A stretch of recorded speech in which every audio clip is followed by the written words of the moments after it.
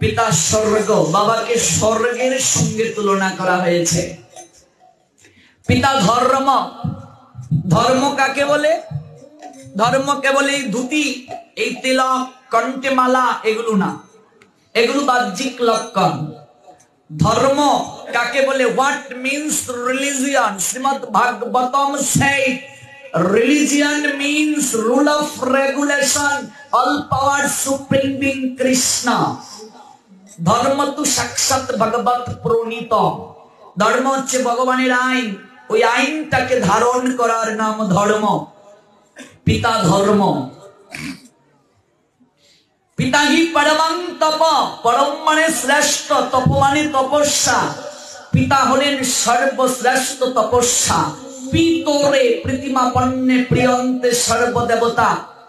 কোন সন্তানের জীবনে পিতা যদি সন্তুষ্ট হয়ে সেই সন্তানকে আশীর্বাদ বর্ষণ করে, শাস্ত্র বললেন স্বর্গের সকল দেবতারা আপনা থেকেই তাকে আশীর্বাদ বর্ষণ করে।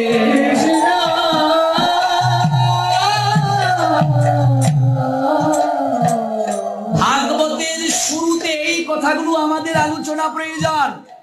আজকাল আমরা মানুষ না হয়ে ভক্ত হয়ে যাচ্ছি। আজকাল মানুষ না হয়ে কপালে তিলক দিয়ে দিচ্ছি।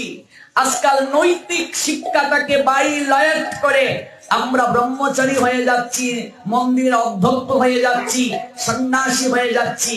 আজ আমার বাবা মা বিছানায় পচে মরলো মনে করুন, আর খেতে পেল না, আর আমি বাড়িতে বাড়িতে গিয়ে রাজভোগ খেলাম।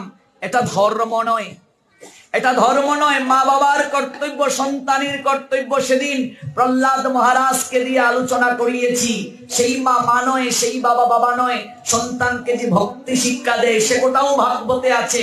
তবে একথাও ভাগবতে প্রহ্লাদকে দিয়ে আমাদেরকে ভগবান দেখালেন, যার মাধ্যমে এই দেহ সৃষ্টি হয়েছে আমার, সেই পিতামাতাকে যারা অস্বীকার করে, সেই পিতামাতার সেবাকে যারা লঙ্ঘন করে ভগবানের কাছে চলে যায়, তারাও কোনোদিন ভগবানের কৃপা লাভ করতে পারবে না। প্রমাণ কোথায়?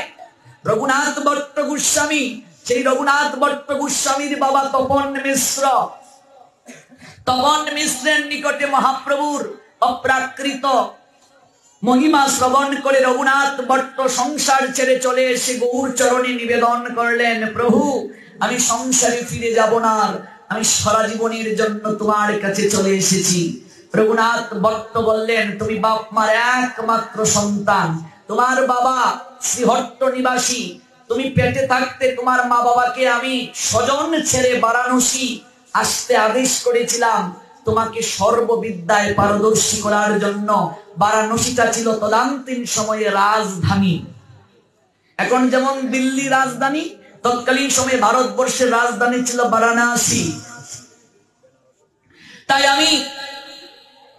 আমি তোমাকে আদেশ করছি, যার এক সন্তান সে বাপ মা জগতে থাকতে কখনো সংসার ত্যাগ করবে না, আর যদি সংসার ত্যাগ করে তাহলে সেই মা বাবাকে দেখাশোনা করার জন্য অর্থ লোক রেখে আসতে হবে, সেবা করার জন্য লোক দিয়ে আসতে হবে, অর্থ রেখে আসতে হবে। মহাপ্রভু চলে গেলেন, রেখে গেলেন কাকে? ঈশানকে, ঈশান ঠাকুরকে রেখে গেলেন মহাপ্রভু। মায়ের আদেশে নীলাচলে থাকলেন। প্রত্যেক বছরে এবং মাসে সুভদ্রার প্রসাদী শাড়ি সচী মায়ের জন্য তিনি জগদানন্দ পণ্ডিতকে দিয়ে পাঠালেন। আর আজকের হাইব্রিড সাধু ডেকুর দিলে মাছের জুলের গন্ধ বের হবে, গলায় জপমালা নিয়ে রাস্তায় হাঁটে, হরে কৃষ্ণ প্রভু, মায়ের ঋণ শেষ, বাপের ঋণ শেষ। এই সকল কুলাঙ্গার ভণ্ডদের থেকে দূরে থাকুন। এত সহজ নয় ধর্ম, এত সহজ নয় ভাগবত। শাস্ত্র বলছেন প্রত্যেক মা বাবার দায়িত্ব সন্তানকে ভক্তি শিক্ষা দেওয়া।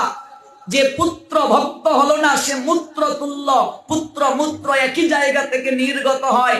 সেই পুত্র মূত্র তুল্য যে ভক্ত হতে পারলো না, সেই মা, সেই বাবা মা বাবা নয় যে সন্তানকে ভক্তি শিক্ষা দিল না। মা বাবা যদি বিপক্ষেও থাকে তাদেরকে বুঝাতে হবে কিন্তু কখনো তাদেরকে অস্বীকার করা যাবে, সেবা থেকে বঞ্চিত করা যাবে সহজ নয়। হইয়াছেন হইবেন প্রভুর যত দাস, হইয়াছেন হইবেন প্রভুর যত দাস, হইয়াছেন হইবেন প্রভুর যত দাস, হইয়াছেন হইবেন প্রভুর যত দাস, তাদের চরণবন্দ দন্তে করি ঘাস, তাদের চরণ বন্ধ রাখতে করি ঘাস। যারা ভক্ত হয়ে গেছেন তাদেরকে তো প্রণাম দেবেই, যারা ভক্ত হন নাই, এই তুই মাস কাজ আমার পাশে বসবি না, এটাও বলা যাবে না, উচিত নয় বলা। কারণ তিনি যে আমার থেকে বড় বৈষ্ণব হবেন না ভবিষ্যতে, তার গ্যারেন্টি আমি দিতে পারবো। আর আমি যে এই পথ থেকে কালকে বিস্মৃত হব না, তার গ্যারেন্টি আমি দিতে পারবো। কাজে একমাত্র গোবিন্দ ছাড়া সেটা কেউ বলতে পারবেন না, কাউকে নিন্দা করা যাবে না। আজকে আমি প্রসাদ পাই, আমার পাশে একজন আমি সাহারি বসে প্রসাদ পেলেই আমার ভক্তি নষ্ট হয়ে যাবে, এত ঠুনকু আমার ভক্তি, তাহলে তো সেই ভক্তির মাঝে আমারই সন্দেহ রয়েছে, আমি জগৎকে কল্যাণ কি করে করব? আমি সারি ব্যক্তির বাসা থেকে চালের বস্তা ডালের বস্তা আনতে সমস্যা হচ্ছে না, তাকে ব্রেন ওয়াশ করে টাকা আনতে আমার সমস্যা হচ্ছে না, আর সে আমার পাশে বসলেই আমার ভক্তি নষ্ট হয়ে যায়। বিষয়টা এমন নয়, প্রত্যেককে আহার শুদ্ধ হতে হবে। প্রসাদ পুঁজি যতদিন পর্যন্ত আমি না হব, ততদিন পর্যন্ত আমার ভজন সঠিকভাবে গোবিন্দের নিকটে পৌঁছবে না। কিন্তু মনে রাখতে হবে যে এখনো আহার শুদ্ধ হয় নাই, তাকে ভালোবেসে কাছে টানতে হবে, বুঝাতে হবে, কিন্তু তাকে নিন্দা করা যাবে। লক্ষ্যহীরা বেশ্যাকে যদি হরিদাস ঠাকুর আশ্রয় না দিতেন, সে কি লক্ষ্য নামী বৈষ্ণবী হতে পারত? জগাই মাদাইকে যখন নিত্যানন্দ আলিঙ্গন দিলেন, জগাই মাদাইয়ের মুখে মদের গন্ধ ছিল, নিত্যানন্দ কি বলেছিলেন? আগে মুখটা ধুয়ে আসো, তারপর আলিঙ্গন দেব বলেছিলেন। মহন্তের স্বভাব হয়ে তাড়িতে পাবন, নিজ কার্য নাই তবু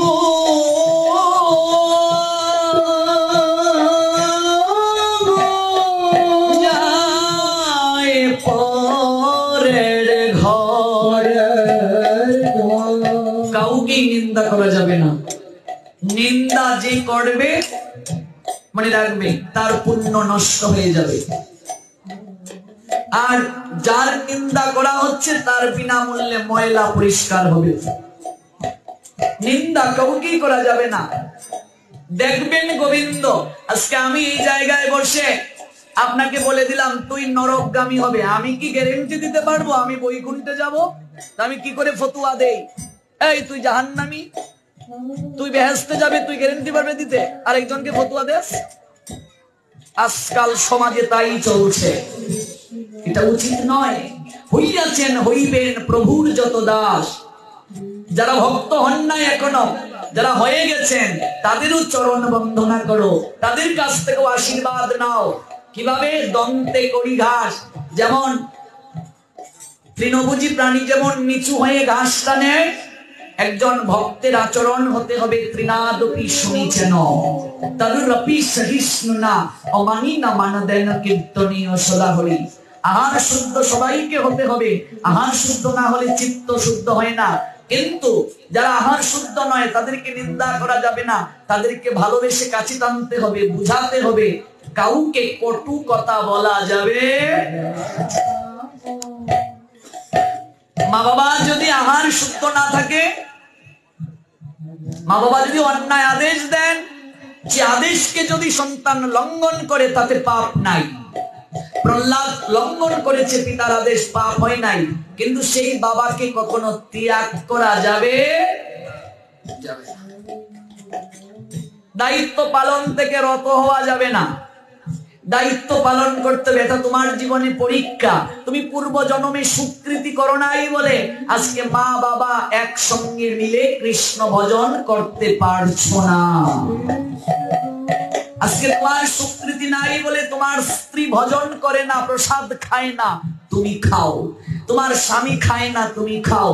নয়নের জলে গোবিন্দের চরণে প্রার্থনা জানাও, আর গুরু বৈষ্ণবের চরণে প্রার্থনা জানাও। দেখবে ওই নয়নের জলে ধুয়ে মুছে তোমার আবর্জনা পরিষ্কার হবে, কর্মফল ধুয়ে যাবে। একদিন তোমার আবেদন গোবিন্দ গ্রহণ করবে।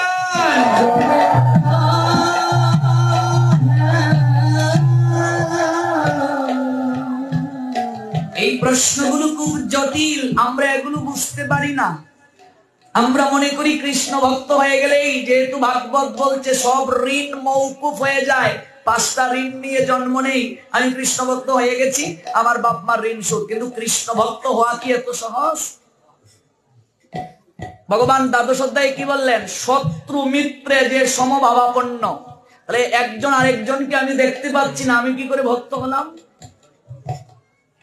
সুখে দুঃখে সে সমভাবাপন্ন, শীতে উষ্ণে যে সমভাবাপন্ন। আমি তো সোয়েটার পরলাম, কই আমার তো শীত আর গরম এক হলো না। কাজে আপনাদের কথা বলছি না, আমি বলছি, আমার কথা বলছি। আমি কেবল ভক্ত হওয়ার বাবা অনুশীলন করছি। সব জায়গায় আমি এটা বলি, অনুশীলন করছি, প্র্যাকটিস।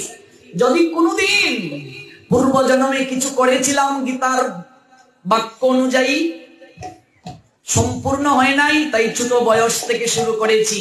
আর একজন কৃষ্ণ ভক্তিমতী মায়ের ঘরে আমার জন্ম হয়েছিল।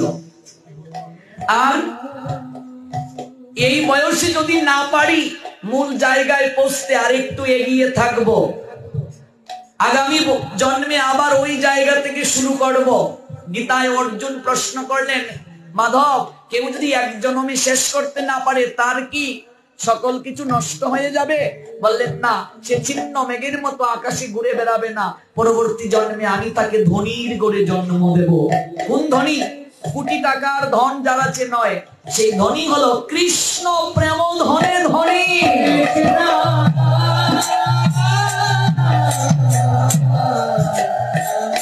এই জন্মে যদি না হয়, আগামী জন্মে আবার শুরু করব।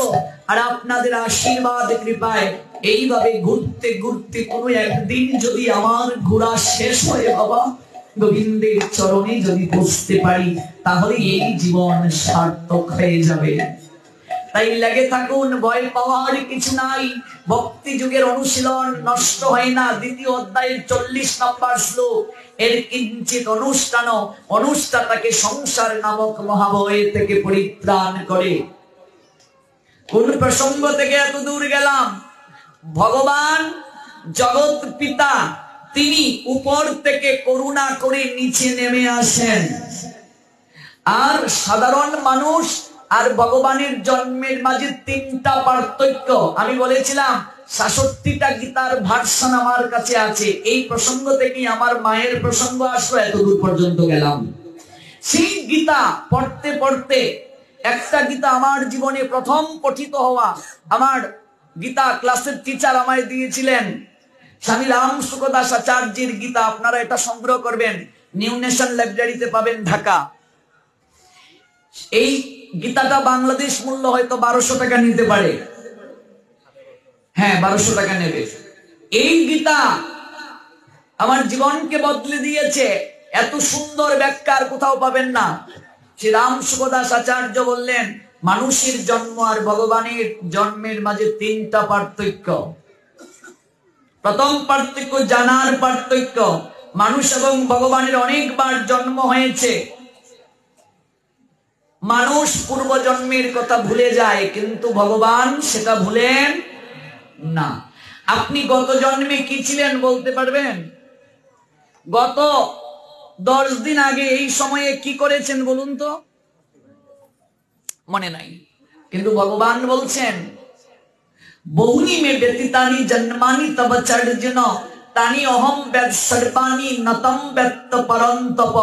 চতুর্থ অধ্যায় জ্ঞান যুগে যখন অর্জুন বললেন তুমি বলছো গীতার জ্ঞান প্রথমে দান করছো বিবস্বানকে, তাহলে বিবস্বান কিংবা সূর্য তো তোমার বহু বহু বহু বছর পূর্বে এসেছে, তুমি তাকে গীতার জ্ঞান দিয়েছো, আমি মানবো কি করে, বুঝবো কি করে? মহাভারতের শান্তি পর্ব 348তম অধ্যায় 51-52 নাম্বার শ্লোক। একটা মহাভারতের বাংলাদেশের দাম জানেন কত? 57,000 টাকা। এক মহাভারত মানে এরকম বাজারের চটি মহাভারত নয়।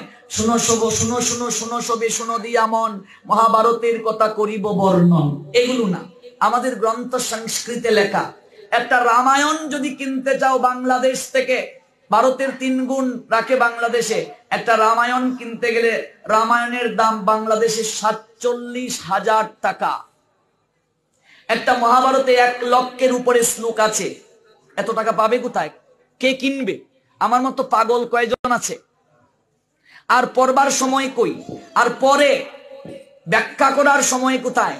আপনাদের মতো এরকম শ্রদ্ধাবান শ্রোতা আছে কয়জন যে শুনবে? আর শুনেও তো আমরা ভাগবতের কথা ভাগবতের আসরেই রেখে যাই, বাড়িতে নিয়ে যাই না। এই যে আজকে পরিক্রমায় গেলাম, অনেকে বলতেছে আমাদের বাড়িতে অশৌচ, 15 দিন হয় লোক কারো ঘরে বাচ্চা হয়েছে মরছে, আইবাইনি গো। ভাগবত শুনলে কি এতদিন? বাচ্চার মা ছাড়া আর কারোর জননা অশৌচ হয় না। কারো ঘরে যদি বাচ্চা হয় গোষ্ঠীর তো অশৌচ নাই, বাচ্চার বাপেরও অশৌচ নাই, জাতক নাই, কেবল বাচ্চার মার থাকে জাতক, 10 দিন পর আপনা থেকে শুদ্ধ হয়ে যায়। ভাগবত শুনি না বলি আজ আমাদের এই অবস্থা। ভাগবত শুনি না বলেই সমাজে পরিবর্তন হচ্ছে না। আজকে অনেক বাসায় পরিক্রমায় গেলাম, যে বাসাগুলোতে যেতে পারি না আগামীকাল যাব। অনেক মায়েরা বলছেন আমাদের এখানে প্রভু আসেননি, আগামীকাল যাব, যাওয়ার আগে সব বাসাতেই যাব। কাজেই মনে রাখতে হবে একমাত্র গ্রন্থ রাজি আছে আমাদের প্রামাণিক দলিল, এটার বাহিরে যাওয়া যাবে না। মহাভারত 348তম অধ্যায় 51-52 নাম্বার শ্লোক, সেখানে বলা হয়েছে ত্রেতা যুগাদৌ চততু বিবস্বান মনোবে দদৌ মনুষ্য লোক বৃত্তার্পং সুতা ইক্কাকবে দদৌ ইক্কাকুতা চকাথিত ব্যাপন লৌকানা অবস্থিতা। ত্রেতা যুগের প্রারম্ভে ভগবান গীতার জ্ঞান দান করেছেন বিবস্বানকে, বিবস্বান মনুকে, মনু দান করেছেন শশাগরা পৃথিবীর অধীশ্বর রঘুবংশের জনক ইক্কাকুকে। এই তত্ত্ব আরো পাবেন 4th অধ্যায় জ্ঞান যুগের 1 নাম্বার শ্লোকে। The personality of God had Lord Sri Krishna said, I instructed this imperishable science of the Yug to the sun god Vibhasan, and Vibhasan instructed it to Manu, the father of mankind, and Manu in turn instructed it to Ikkaku. শ্লোকটা কি?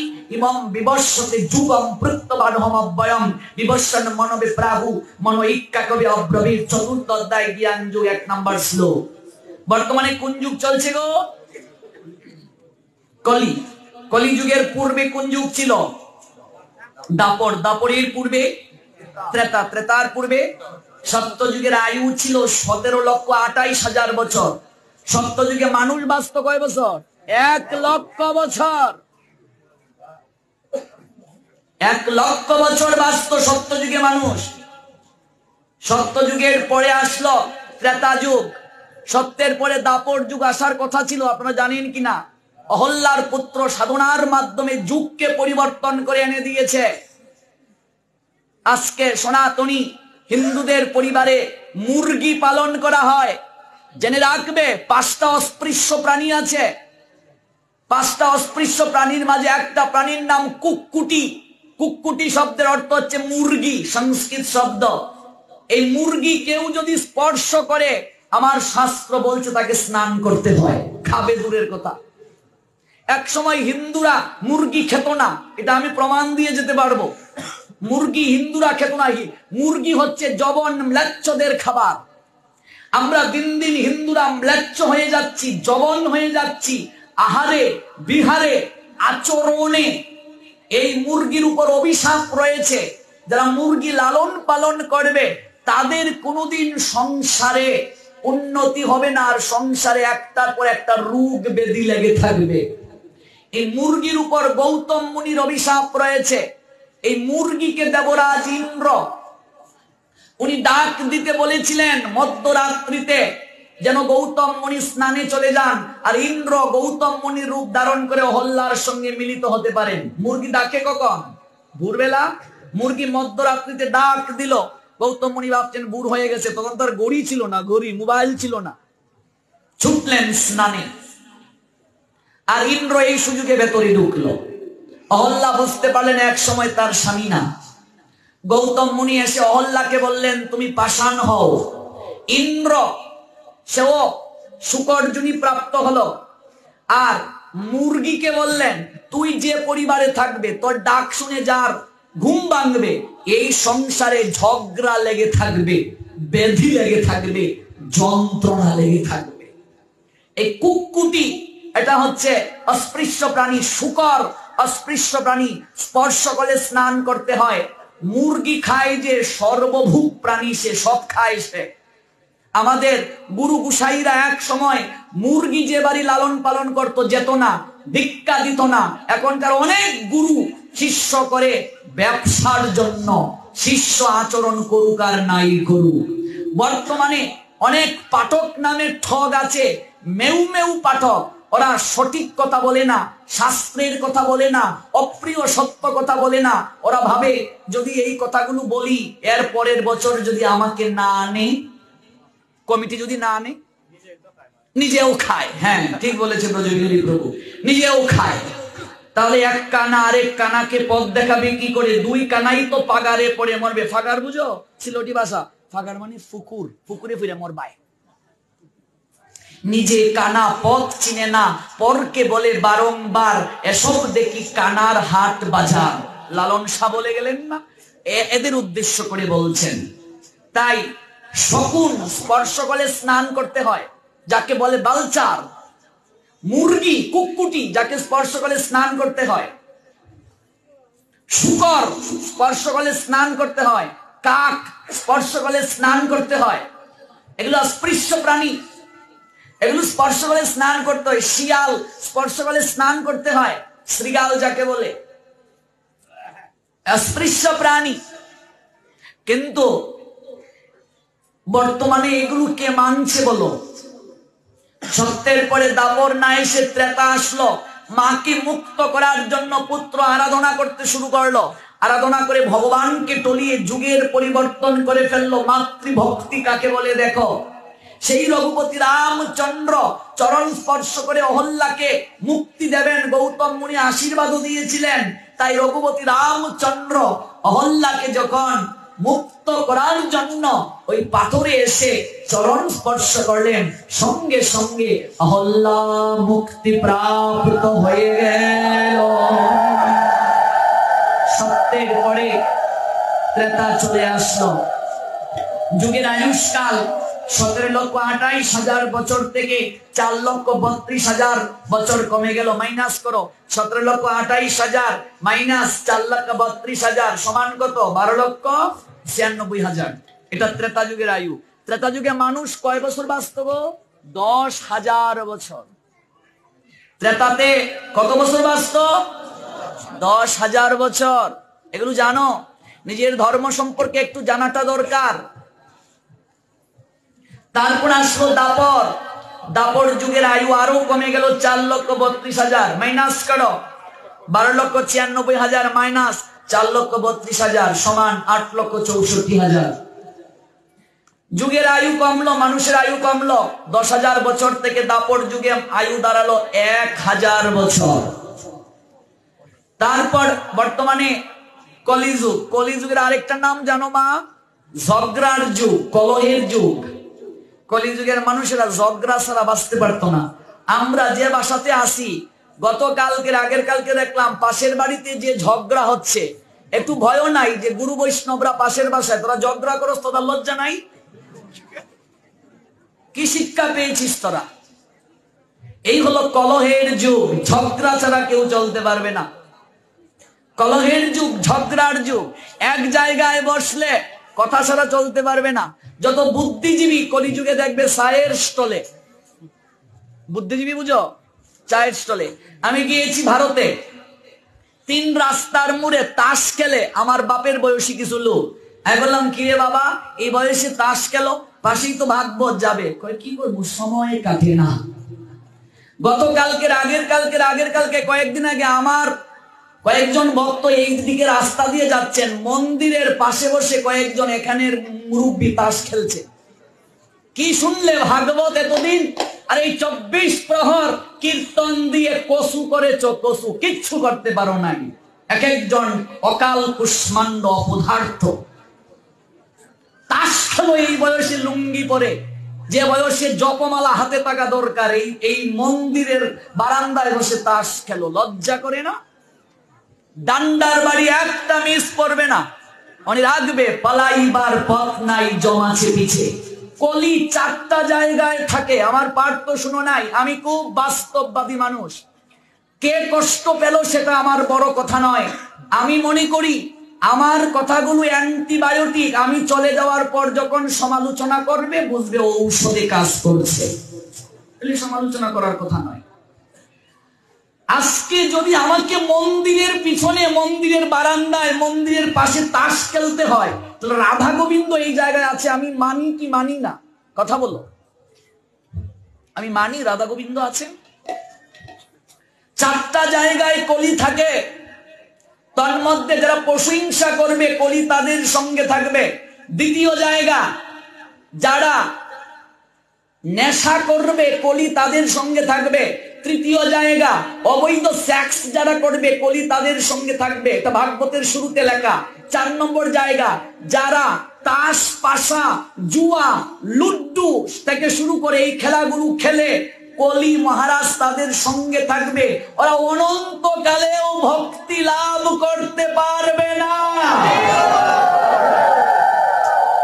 এটা আমার কথা নয়, ভাগবতের কথা। ভাগবতের শুরুতেই লেখা আছে, কলিকে 4টি জায়গায় পরীক্ষিত মহারাজ থাকতে দিয়েছেন। কাজে সময় কাটে না, তাস খেলবো। ভারতে গেলাম, পাশে ভাগবত, কয় সময় কাটে না, তাস খেলছি।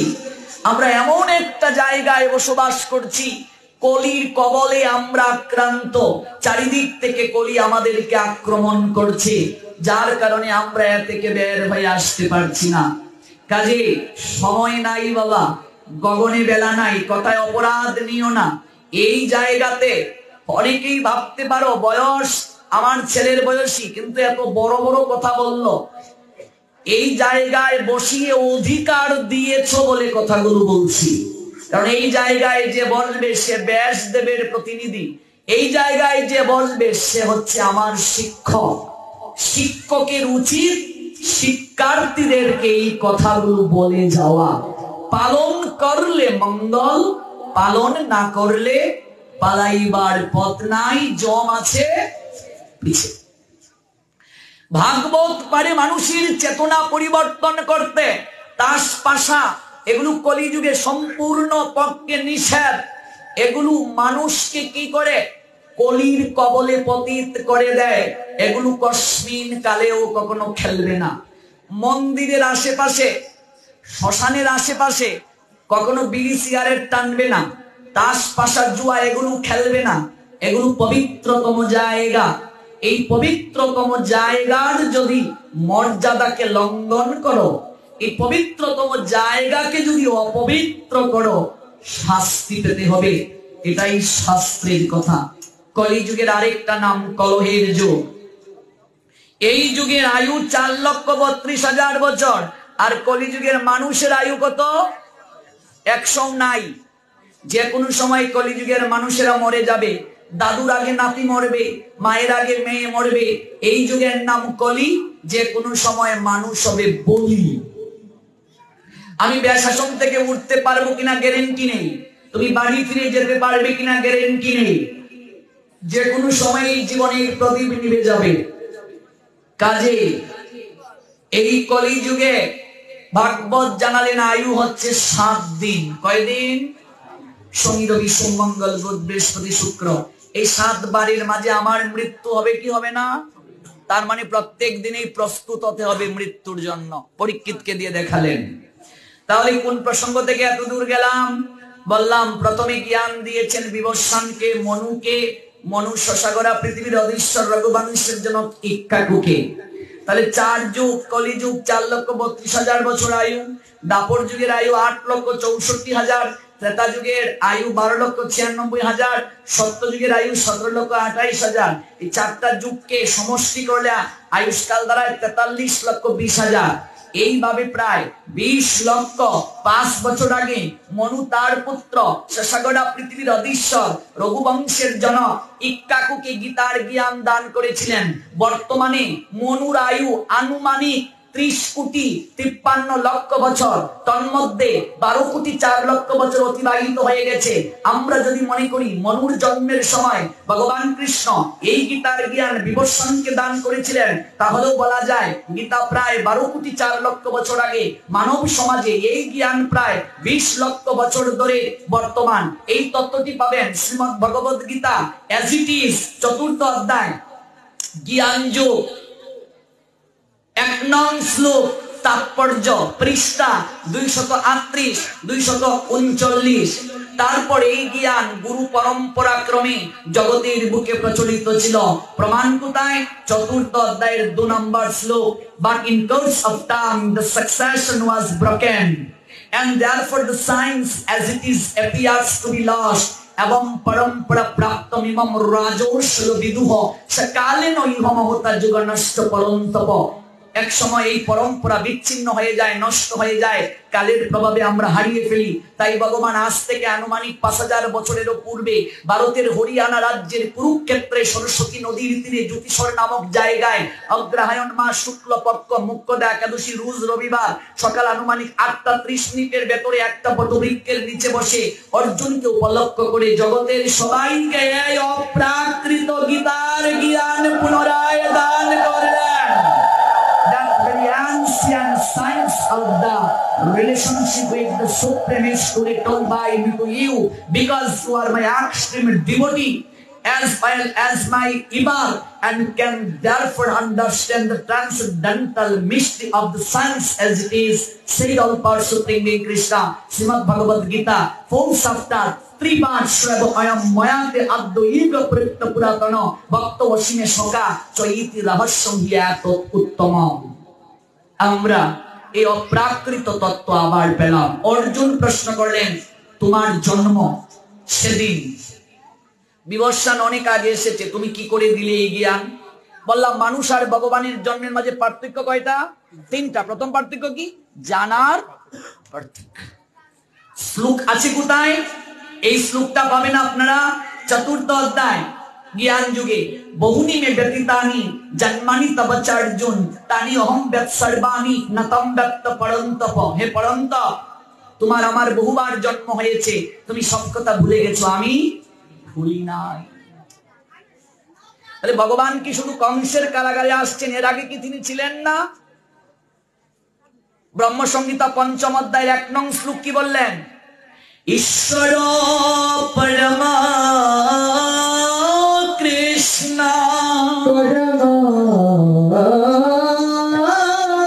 কৃষ্ণ সাদ চিদাম বিগ্রহ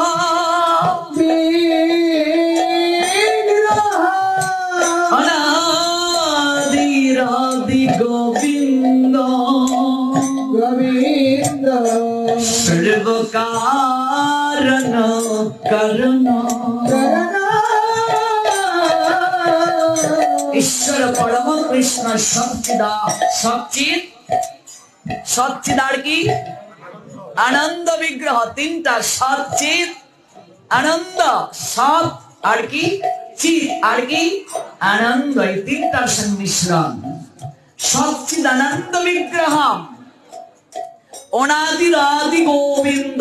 যখন জগতে কোন জল ছিল না, স্থল ছিল না, কোনো কিছু ছিল না, তখন একজন ছিলেন।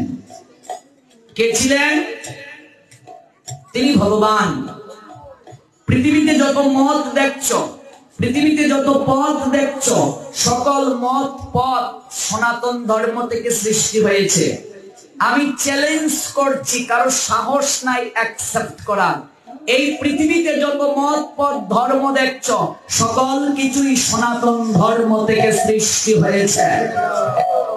প্রত্যেক মত পথের পূর্বপুরুষদের শরীরে হিন্দুদের রক্ত বইছে, এটা আমি চ্যালেঞ্জ করছি, কারো সাহস নাই অ্যাকসেপ্ট করার।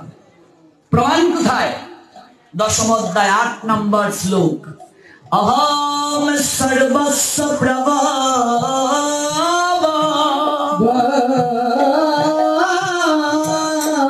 মত্তা সর্বম প্রবর্ততে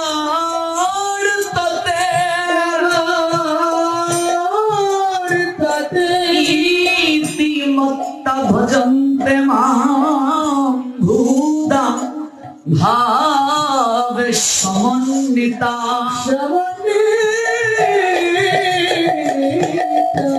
10 নম্বর অধ্যায় 8 নম্বর শ্লোক বাড়িতে গিয়ে গীতাটা খুলবে। খুলো না বলেই অন্য কেউ প্রশ্ন করেছে, ইঁদুরের বাচ্চার মতো গর্তে ঢুকে চলে আসো, উত্তর দিতে পারো না, এই পড়ো না বলে। এই 15 সাল থেকে 23 সাল পর্যন্ত কতগুলো হিন্দুর ছেলে মেয়ে কনভার্ট হয়েছে লাভ জিয়াদে পড়ে। সবচেয়ে বেশি ধর্মান্তরিত হয়েছে ব্রাহ্মণের মেয়েরা। আমাদের কাছে পেপার কাটিং আছে, আমরা সারা বাংলায় প্রচার করি। আপনারা জেনে খুশি হবেন, এই প্রথম বাংলাদেশ থেকে আমি আরব আমিরাতের 7টা প্রদেশে নিমন্ত্রণ পেয়েছি। বাংলাদেশ থেকে একমাত্র আলোচক আমি, যিনি আরব আমিরাতের 7টা প্রদেশে ইনভাইট পেয়েছি।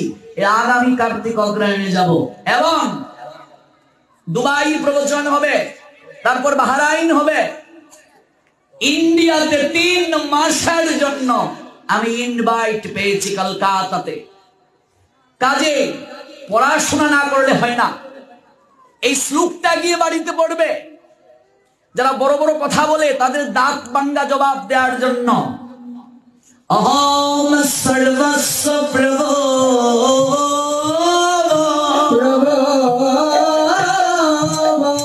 মত্তা সর্বং প্রবর্ততে।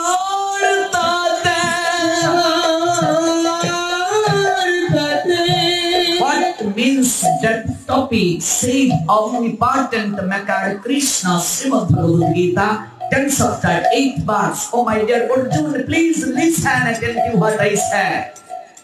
I am the source of all spiritual and material worlds. Everything emanates from me.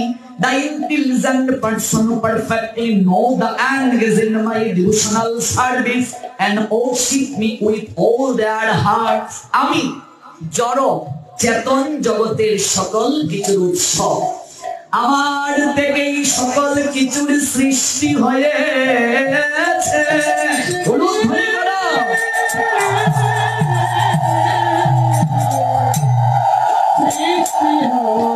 Everything emanates from me. সর্বং প্রবর্ততে। আমি 3টা ভাষায় বলছি, ইংলিশ, সংস্কৃত, বাংলা, যার যেটা ভালো লাগে বুঝে নাও। মাত্র সর্বং প্রবর্ততে, সকল কিছু আমার থেকে সৃষ্টি হয়েছে। আমার মানে গোবিন্দ থেকে। পৃথিবীতে 700 বছর পিছিয়ে যাও, এই বাংলায় সনাতনী ছাড়া তো আর কেউ ছিলই না। 5000 বছর পিছিয়ে যাও, এই ভারতবর্ষে সনাতনী ছাড়া কে ছিল? ইতিমত্তা ভজন্তে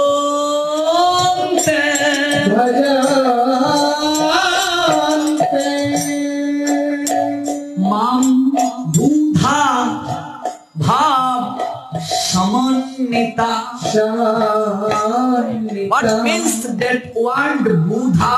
Buddha means intelligent or meritorious or wise. Buddha সংস্কৃত শব্দ, যার অর্থ হচ্ছে বুদ্ধিমান, জ্ঞানী। যারা এই জগতে জ্ঞানী ব্যক্তি, অর্জুনে তুমি জেনে যাও, যারা জ্ঞানী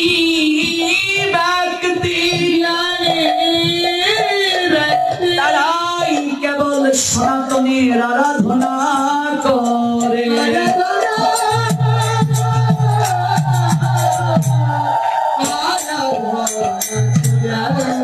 I am the source of all spiritual and material worlds. Everything emanates from me. The wise person who perfectly know the end goal in my devotional service and worship me with all their hearts. Causes said all power. Supreme being Krishna said, "O conqueror of fire, there is no truth superior to me. Everything rests upon me as power strong on thread." You bhakti paren.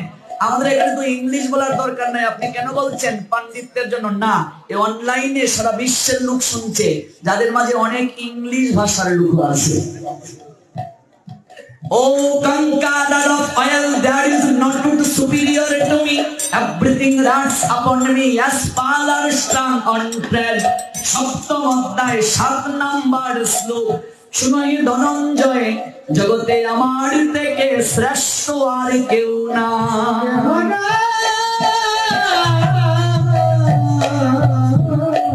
বুকে হাত দিয়ে বলুন, এতদিন ভাগবত শুনছেন, আজ কি গর্ব অনুভব হচ্ছে না আপনি সনাতন ধর্মের অনুসারী? তাহলে একবার বলুন হরি और जोश से and प्रेम से everybody please shouting हरि করবিন্দ আমি সনাতনী। যতদিন এই বাক্য উচ্চারণ করতে পারবে না ততদিন জগৎ পরিবর্তন নাই। সনাতন ধর্মে একটা আওয়াজ দরকার, আওয়াজ বলানোর লোকের বড় অভাব। একসঙ্গে বলুন হরি মত্ত পড়তরম অন্নত কিঞ্চিত অস্তি ধনো জয় ধন জয় মই সর্বমিদম প্রতম সূত্রে মণিগণাইব গণাইব। ভালো করে বুঝুন। হ্যাঁ ধনঞ্জয়, ধনঞ্জয় কার নাম? অর্জুনের নাম। অর্জুনের গীতার নাম কয়টা? 22টা। ভালো করে জেনে নাও। পার্থ নামে দেখেছেন 38 বার, 24 বার কোনতে সময় নাই, 2.5 ঘন্টা চলে গেছে, বুঝতেই পারি নাই। 2.5 ঘন্টা হয়ে গেছে, আপনারা বুঝতে পেরেছেন? আরো চলবে।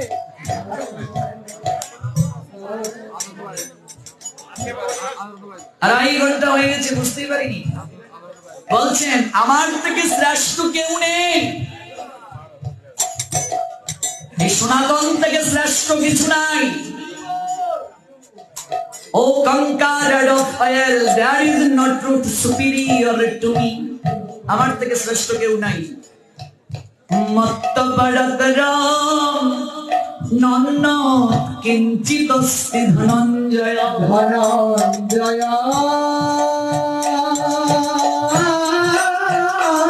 এই ধনঞ্জয় সূত্রে যেমন মণি সমূহ গাথা থাকে, তুমি একটা মালা বানাতে চাও, মনে করো মণি দিয়ে সুতো দরকার আছে কি নেই? সুতো যদি না থাকে মালা কখনো হবে না।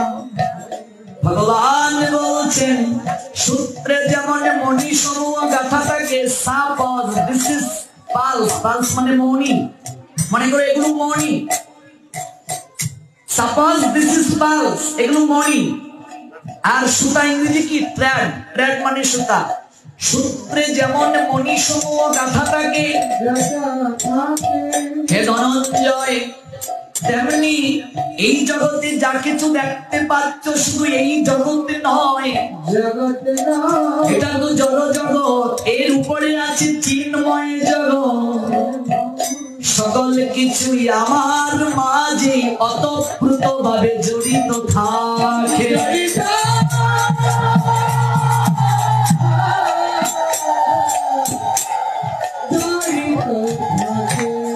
Oh conqueror of oil, there is no truth superior to me.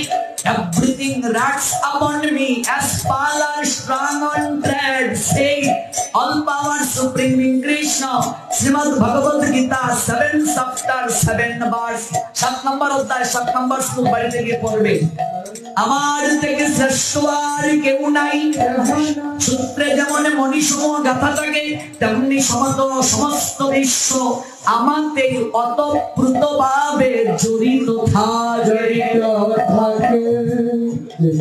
কোন ধর্মে জন্ম নিয়েছেন জানেন না, এই জন্যই আমাদের আজ এত পতন।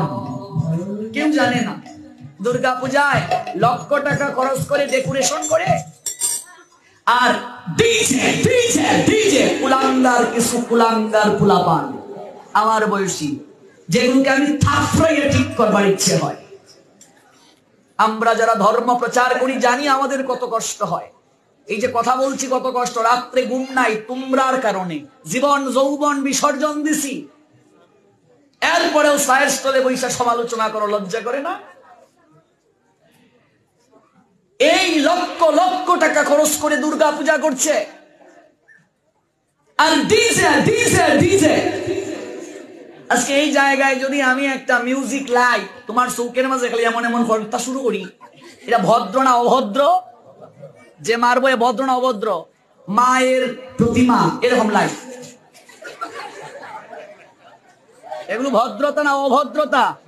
নাচে গিয়া কারা? অন্য ধর্মের লোক না আমাদের ধর্মের? কই কালকে হরিনাম করে নাচলাম, কয়জন রে পাইলাম? মায়েরা কয় আমরা আসলাম। তোমরা যারা আসো তোমরা হইলে ধর্মের পক্ষে, বাকিরা অসুরের পক্ষে। দুর্গা পূজায় গিয়া নাচে লুঙ্গি ডান্স। তারপরে আমি এলাম গরম চা, আমার ছুটি রাখা। তারপর তারপরে কি তৈ আমার বইয়াম পাখি কৌ, এগুলো দুর্গা পূজার গান। ধার্মিক মুসলমানরা তাদের মাদ্রাসায়, তাদের মক্তবে, তাদের মসজিদে কখনো গজল ছাড়া, অন্য কোন ধর্মের অনুসারীরা তাদের নিজের গান ছাড়া আর কোন গান বাজায়? কথা বলো না।